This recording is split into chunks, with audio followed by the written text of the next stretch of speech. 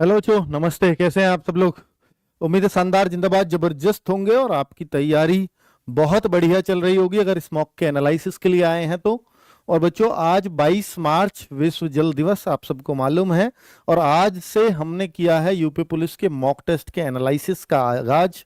बहुत सारे बच्चे एसएससी जीडी के मॉक एनालिसिस का अगर पूछ रहे हो या ढूंढ रहे हो तो इसके तुरंत बाद उसकी वीडियो आ जाएगी।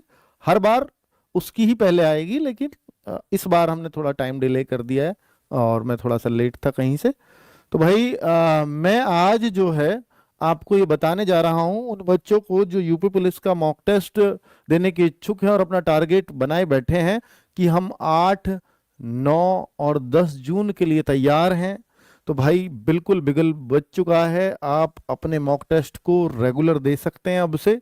और मैं उन बच्चों को सजेस्ट करूंगा कि जिनका अभी सिलेबस 60% भी अगर कंप्लीट ना हुआ हो तो भाई फिर मॉक टेस्ट फुल वाला मत दीजिएगा प्लीज, फिर आप बचिएगा। और अगर आप ये कहते हैं कि सर हम तो अपना सिलेबस कंप्लीट कर चुके हैं, अब मॉक के लिए बिल्कुल इंतजार कर रहे हैं, तो फिर इससे बढ़िया प्लेटफॉर्म आपको मॉक देने के लिए, फ्री में मॉक देने के लिए नहीं मिलेगा। हर संडे निरंतर सुबह 6 बजे आपको ये मॉक मिल जाया करेगा और शाम को हर संडे 9 बजे मैं ये बताने आया करूंगा कि आज के मॉक की कट ऑफ क्या है। तो भाई हम आज कट ऑफ की भी जिक्र करेंगे, जिससे आपको एक अंदाजा लग जाएगा कि ऐसे मॉक में हमें इतना स्कोर सुनिश्चित करना ही चाहिए। मिनी मॉक अभी हम नहीं देंगे। मिनी मॉक आपको एग्जाम से 1 महीना पहले मिलेगा। और मिनी मॉक का फायदा होता है कि जब आपका टाइम कम पड़ रहा हो, वहां मिनी मॉक काम आता है। तो मिनी मॉक की भी बात नहीं करेगा कोई भी। ठीक है, चलो। तो यूपी पुलिस कांस्टेबल के मैं कुछ डाउट्स ले रहा हूं आपके, क्योंकि देखो बच्चों, मॉक तो आप सब लोग करोगे ही, लेकिन बच्चे फंसते हैं। बहुत सारा बच्चा कहेगा कि सर मेरा मॉक में एक ही जगह स्कोर रुक गया है, मैं कैसे बढ़ाऊंगा। बहुत सारा बच्चा कहता है कि सर मैं अपने मॉक को, बहुत बच्चे क्या करते हैं कि बहुत अच्छा स्कोर आ गया तो वो सबको बता डालेंगे, इस स्कोर को, आज के स्कोर को सब जगह बताया जाएगा, सब जगह शेयर किया जाएगा, ताकि हर कोई मेरी वाहवाही करे। तो इन चीजों से आपको बचना है। उस तरह की गाइडेंस मैं इस वीडियो में दूंगा, इन पॉइंट्स के माध्यम से दे रहा हूं। तो इन पॉइंटों को भी जरूर सुनिएगा, आपके हर पॉइंट काम का है, इसलिए इस बोर्ड पर लिखा है। तो अगर मैं बात करूं कि हमेशा टेस्ट देने के इच्छुक रहें और भूखे की तरह इंतजार करें। जो भी सिलेक्शन लेने वाला बच्चा होता है, और मैं एक बच्चे की बात नहीं कर रहा हूं, ये जो हजारों बच्चे सेलेक्ट होकर के सम्मान समारोह में मिलते हैं, मैं उन बच्चों की एक कॉमन बात बता रहा हूं कि हर बच्चा यही कहता है आकर कि सर मॉक टेस्ट का इंतजार भूखे की तरह रहा है। कई सारे बच्चे तो यहाँ तक कहते हैं कि सर मैं जैसे कहीं से आ रहा था, किसी बस स्टॉप पे मैं उतरा और मुझे पता चला कि आरडब्ल्यूए का मॉक आ गया है, उसका समय हो गया है, तो सबसे पहले बस स्टॉप पे बैठ करके मॉक टेस्ट ही लगाया। क्योंकि वो इच्छा ही इतनी प्रबल होती है कि भाई पहले स्कोर चेक करते हैं और फिर मैं वहां से आगे का सफर तय किया। तो वो इच्छा ही आपको आगे लेकर के जाती है और फिर वो सेलेक्ट होते हैं। यूपीएसआई में सेलेक्ट हुआ वो बच्चा। तो इस तरह की इच्छाएं, मैं ये नहीं कह रहा कि आपके अंदर नहीं है तो आप सेलेक्ट नहीं हो सकते, पर ये आ जाती है जब आप बहुत सीरियसली, आप ये इच्छा आपकी होती है कि भाई मेरा स्कोर बढ़े, मैं यहाँ पर क्यों हूँ, मुझे थोड़ा और आगे बढ़ना चाहिए, मैं वरना सिलेक्शन रुक जाएगा। तो फिर आपका मॉक ही आपकी रियल स्थिति बताता है कि आप कहाँ हो। मॉक से कभी बचना मत। जो मॉक से भागेगा वो सिलेक्शन से भागेगा, याद रखना। मैं ये नहीं कहता कि आप आरडब्ल्यू की मॉक दो, आप जहां मन कर रहा है वहां दीजिए, पर मॉक दीजिए, देना तो पड़ेगा, उसके बिना सिलेक्शन नहीं हो सकता। देखो बच्चों, टेस्ट देने के बाद अपने स्कोर को कंपेयर करें।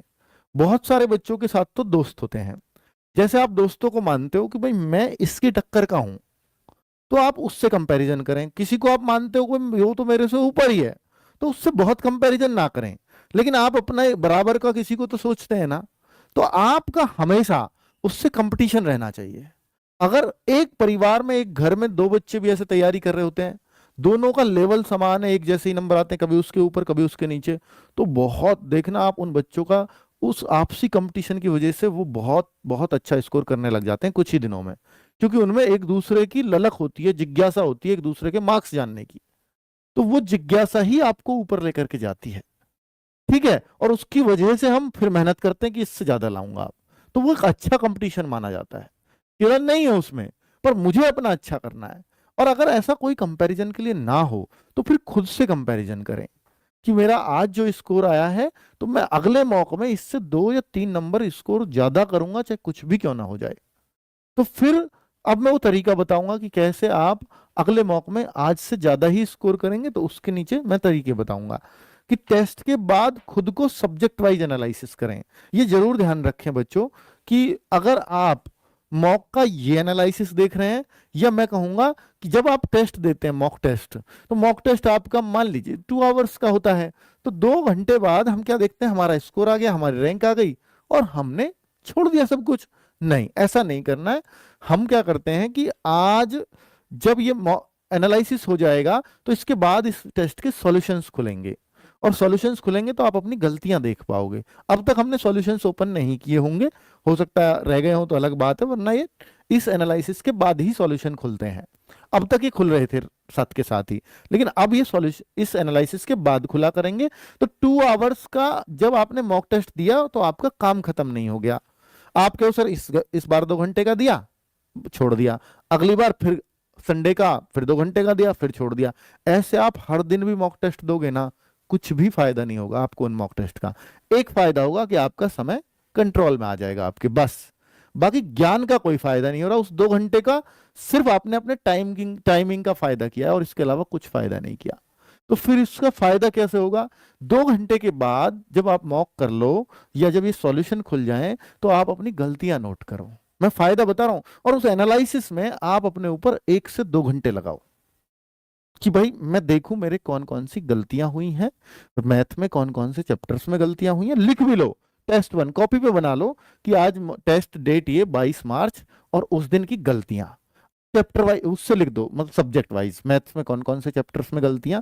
अब उनमें उन गलतियों को रेड लाइन करो कि जो आपसे आते थे प्रश्न, मैथ में भी रेड लाइन करो और रीजनिंग में भी रेड लाइन करो कि जो आप, क्योंकि मैं हिंदी में और जीएस में आते हुए प्रश्न गलत होने के चांस कम रहते हैं, वहां हमें हमारा वो कंफ्यूजन ही है अगर वो गलत हो रहा है तो। लेकिन मैथ रीजनिंग में बहुत बार हम आते हुए प्रश्नों को गलत करते हैं जो हमें सिलेक्शन से दूर लेकर के जाते हैं। तो हमें क्या करना है कि हमें देखना है कि भाई ये उसको गोला करिए, जो ऐसी गलतियां हो रही है रेड लाइन करिए, और फिर ये सोचिए कि भाई जब मुझे ये प्रश्न आता है, आते हुए प्रश्न को करना है रेड लाइन, कि भाई जब मुझे ये प्रश्न आता है फिर भी मैं इसको गलत कर गया, ऐसा क्या कारण रहा होगा। तो हमें ध्यान आएगा कि अगर हम आज का एनालिसिस आज ही करेंगे तो हमें याद आएगा जब मैं इस सवाल को सॉल्व कर रहा था ना, तो मेरे दिमाग में ये बात आ गई थी, इस वजह से ये सवाल गलत हो गया। तो भाई इससे फायदा क्या होगा, अगर आपने उस बात को दोहरा लिया और आपने ये मनन किया कि आगे मैं ये गलती नहीं करूंगा, तो आगे जब भी आप ऐसी गलती कर रहे होंगे किसी मौके में, तो फिर आपको याद आ जाएगा कि मैं ऐसी भी गलती कर जाता हूं, कहीं मैं वो तो नहीं कर रहा हूं। तो उससे फिर आपका मॉक का स्कोर सुधरता है। समझ में आई बात? ये बहुत एक्सपीरियंस वाली बात बता रहा हूं बच्चों। ठीक है, आप पूछते हो ना बार बार कि कैसे बढ़ाएं, आते हुए सवाल गलत बहुत हो जाते हैं, तो उनका तरीका ये है, वरना वो गलत होते रहेंगे और सिलेक्शन वही क्वेश्चन रुकवाएगा जो आपसे आता है और वो गलत हो रहा है।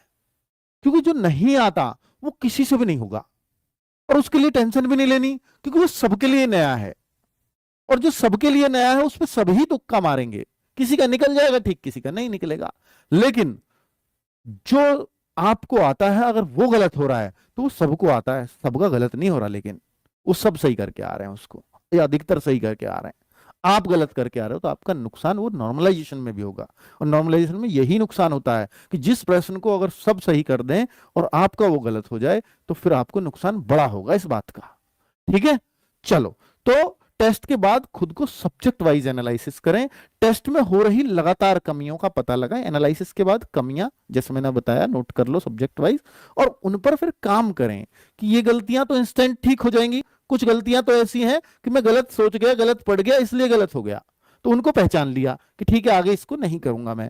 और कुछ गलतियां ऐसी हैं कि यार ये थोड़ा सा याद तो आ रहा था पर ये गलत हो गया, यार ये मैंने पढ़ा था पर याद नहीं आया। तो ऐसी गलतियां जिनको ये मानते हो, जिन चैप्टर्स को ये मानते हो कि यार ये तो सही की जा सकती हैं, थोड़ी सी इन पे मेहनत कर लूं, तो फिर उनको फाइंड आउट कर लो।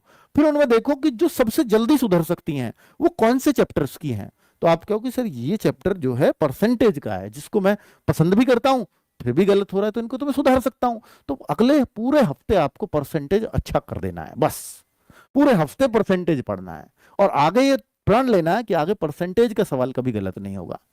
तो हम क्या करते हैं कि सारी गलतियां हो रही हैं और सारी गलतियों को एक साथ लेकर के बैठ जाएंगे और सारियों को एक साथ सुधारने का प्रयास करेंगे, और यही सबसे बड़ी गलती है, क्योंकि सारी गलती कभी एक साथ सुधर ही नहीं सकती।